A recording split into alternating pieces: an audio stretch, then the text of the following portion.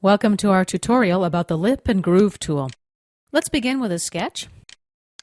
Here's my rectangle, right-click and done. Now let's dimension it. 1/2 inch here, OK. And 2.5 inches this way. OK. Let's exit the sketch, finished sketch. Activate the extrude command.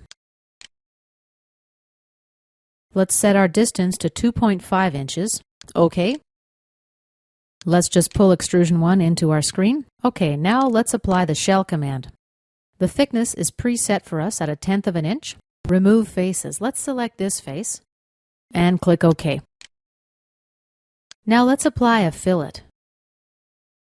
The first radius will change to 1/2 inch.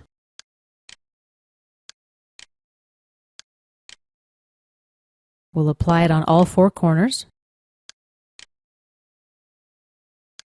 And let's make the second radius a little bit larger at 0.6 of an inch. That's an extra 1/10 of an inch to compensate for the wall thickness, which is 1/10 of an inch, as you'll remember.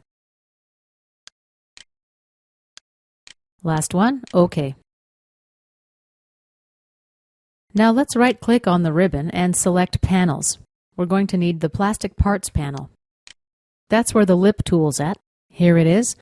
Left-click to activate. Our 2 options are shown on the left here. Here's Lip, the top is Groove. The right-hand side tab changes to reflect which choice we've made on the left. If I select Lip, the Lip tab is available.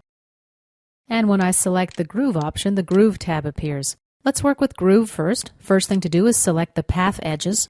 Let's work with this edge. And now let's select the guide face. And here's our preview.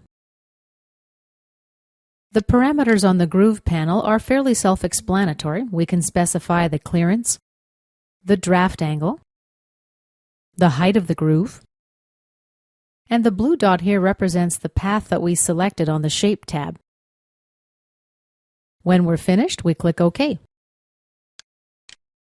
And here is our groove. This concludes our tutorial about the Lip and Groove tool.